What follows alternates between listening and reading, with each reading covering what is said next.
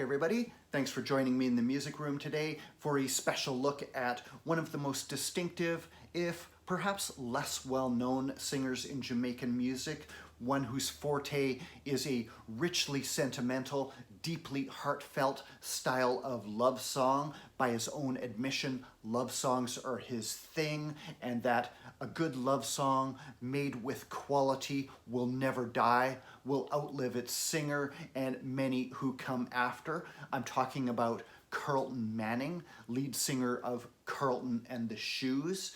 Yet, while Carlton's forte was love songs, he also had a certain duality to his persona that allowed him to record songs expressing indignation, even outrage at mistreatments of Black people through history, if voiced with a calm demeanor and an unflappable sense of dignity. Carlton was born in Jamaica in the late 1930s to a construction worker father. He would follow his father into trades work as well when he matured. However, he discovered the allure of music in his childhood. As a young child, he would tune into the radio stations from America, listening to rhythm and blues by Roscoe Gordon, Shirley and Lee, and Nat King Cole, among others, becoming fascinated with the harmonies, the perfection of their vocals. He began singing in the church choir around 7 or 8, continuing until about 12, when he became disillusioned with organized religion and never returned again.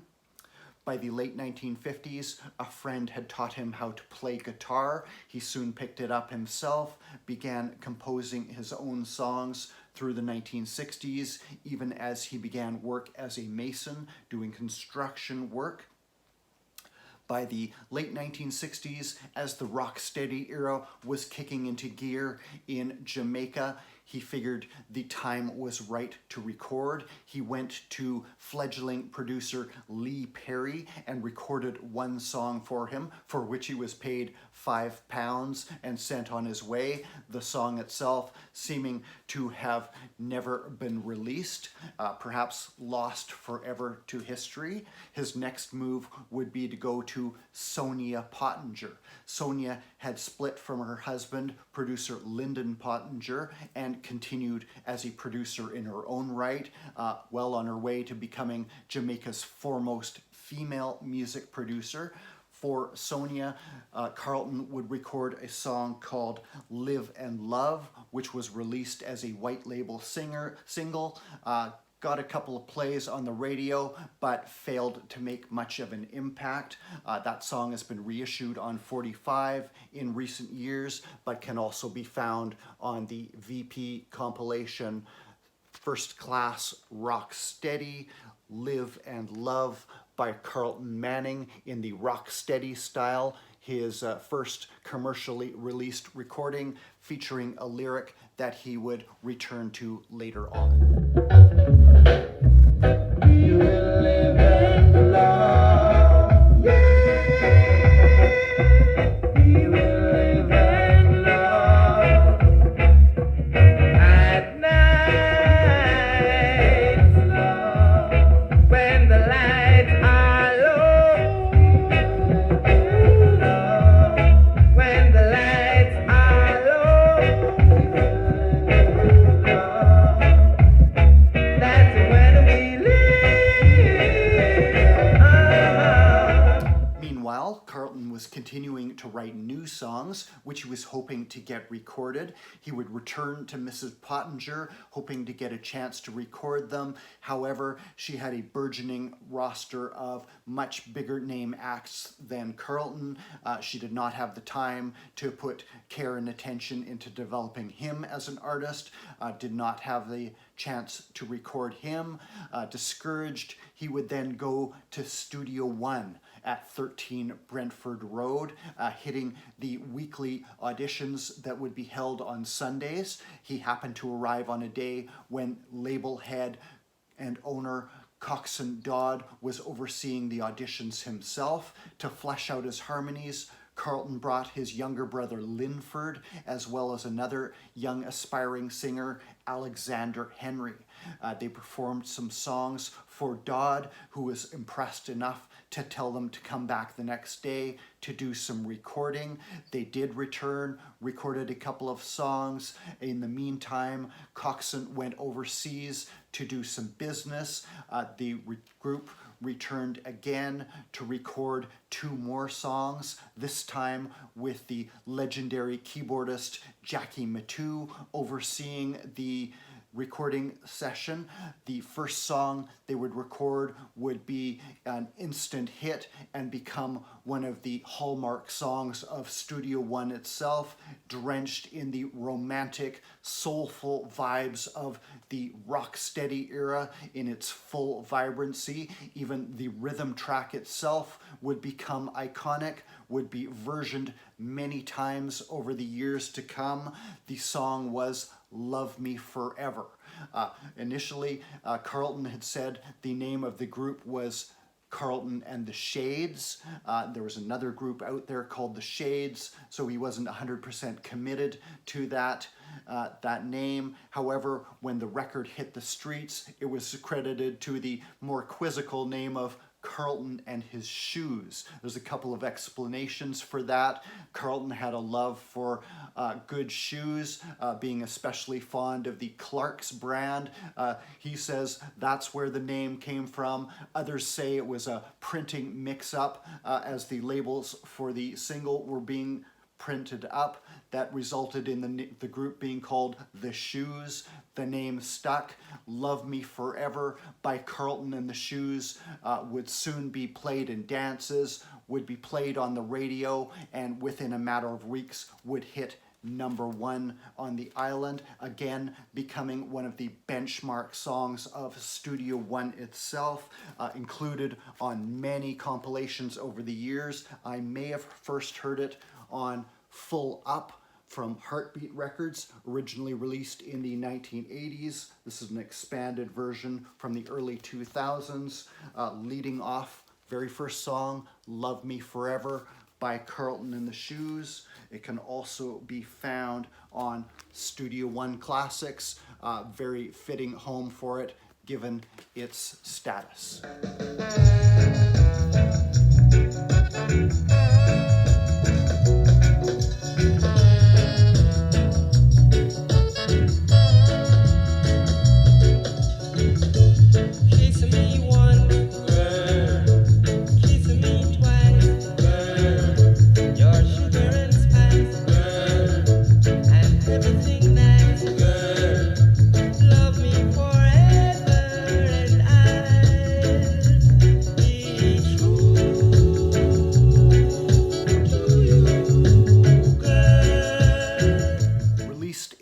Early 1968 on the Supreme Records imprint of Studio One, Love Me Forever was an instant smash success for Carlton and His Shoes, which by now had become a truly Manning brothers affair, with the addition of a third brother, Donald Manning, on harmonies. The B-side of the original single was an intriguing song in its own right, if quite divergent from Love Me Forever in terms of subject matter, and showing for the first time the duality of Carlton Manning as a singer and songwriter. Happy Land was an idealized, if discreetly worded, look at Africa as the black man's home from a Rastafarian point of view, if not overtly expressed that way. When Coxswain Dodd saw that both sides of the single were successful, that record buyers were getting 2 songs they really wanted for the price of 1, he soon swapped out the B-side for another song. Happy Land by Carlton and the Shoes, meanwhile, can be found on the compilation Studio One Groups from Soul Jazz Records, Carlton and the Shoes, Happy Land. When brothers Linford and Donald would go off to form another group of their own called the Abyssinians, they would, somewhat inspired by Happy Land, record another landmark in reggae music, which would borrow from the lyrics of Happy Land the refrain of "There's a land far, far away," if bringing it into an even more cultural direction.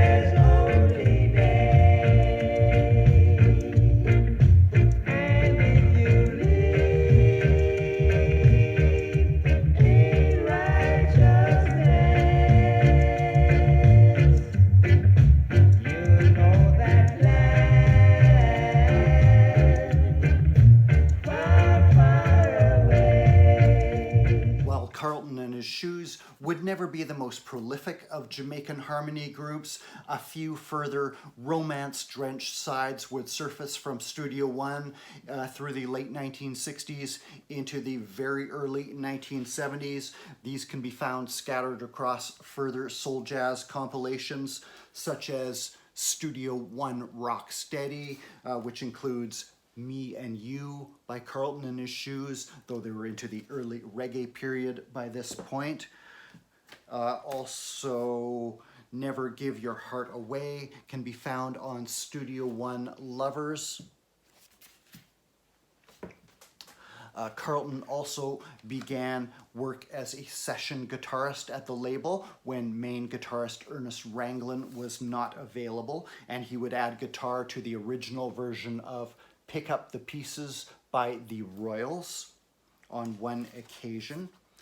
However, he was becoming frustrated at his lack of remuneration for the songs he had written and recorded. He was becoming aware that these songs were doing well overseas, particularly in the UK, yet little in terms of reward was coming back to him.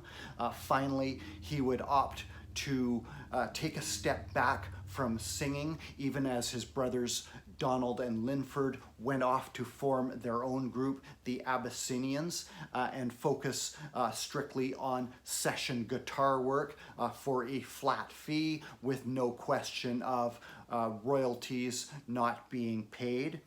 In the late 1970s, Studio One would finally issue Carlton and the Shoes' debut album as Love Me Forever. After that early smash hit, I was able to obtain a vinyl copy of this recently. Kind of a difficult album to find on vinyl as of this point. Original pressings quite expensive. This is a more modern reissue I was able to obtain from Dub Vendor, who found a few copies in Jamaica on the Studio One label. And this version of these songs includes later overdubs, also includes an incorrect track listing, probably based off the original Studio One CD, which has a few bonus instrumental tracks on it, but nice to have on vinyl, if not exactly audiophile quality. Studio One aficionados will know what I mean.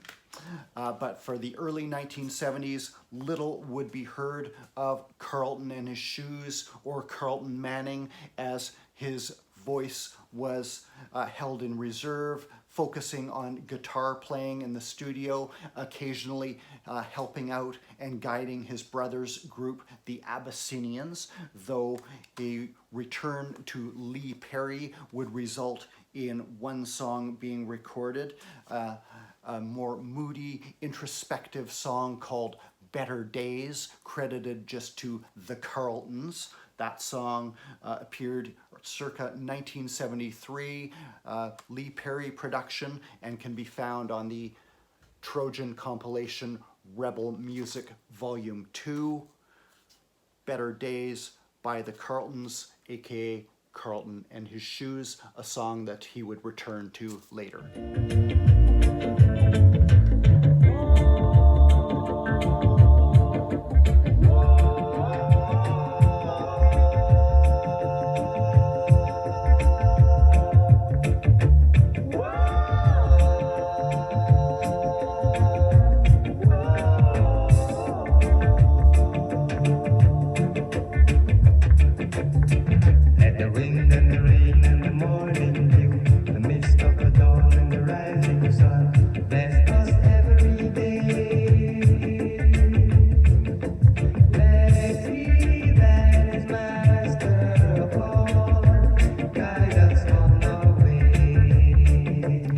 By the late 1970s, the debut album by Carlton and the Shoes, Love Me Forever, had appeared from Studio One on its original pressing, but by that point, the group had been defunct for some years. The backing singers of Linford and Donald Manning having gone and formed their own group, the Abyssinians, Carlton himself helping out with that group, especially as tensions grew within the group, volatility in the relationship between lead singer Bernard Collins and Donald and Linford Manning.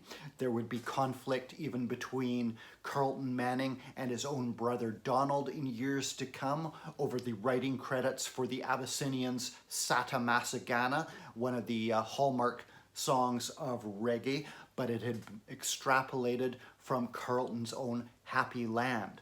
The situation would eventually be resolved with Carlton receiving a share of the writing credits. By the late 1970s, however, coinciding with the Love Me Forever LP appearing, Carlton decided it was time to revive the Carlton and the Shoes name. Help would come through an old friend who had arrived at Studio One a few months after Carlton had in 1968, going into 1969. Dennis Brown had arrived at the label as a precocious teen singer, going on to release his debut album, No Man is an Island. Carlton Manning a little older. A decade later, however, Dennis Brown was an emerging superstar who would be dubbed the Crown Prince of Reggae, and the two had maintained their friendship. Dennis Brown would reach out to Carlton Manning. Dennis was starting up a label in the UK called DEB Music in partnership with Castro Brown to release Dennis's own productions in the UK, and he would bring Carlton over to the UK, set him up, help him with visa issues, and get him performing in the UK. The first fruits of their relationship would be an update of that song Better Days that Carlton had recorded for Lee Perry back in 1973. That would surface on the B-side of a DEB Music 12-inch in 1978. The A-side had Junior Delgado, another close friend of Dennis Brown, doing Trickster, and the B-side had an updated cut of Carlton and the Shoes, Better Days. Heavier, brooding, foreboding, even more so than the original, while still maintaining a certain hymn-like sense of peace and optimism for the future as it goes, better days are coming for me and for you. Let the wind and the rain and the morning dew, the mist of the dawn and the rising sun, bless us every day. Let he that is master of all guide us on our way. The brooding, elemental Better Days would also make its appearance on the second Carlton and the Shoes LP, released in 1982. This Heart of Mine would be self-produced by Carlton himself and appear on the Quality label. Again, kind of tough, kind of expensive to find on original press. This is a brand new 2023 reissue from Common Ground International, Quality label. This Heart of Mine, the satin shirt he's wearing on the cover photo, bought for him in the UK by Dennis Brown. Apparently, he retains that to this day as a memento of his friendship with Dennis.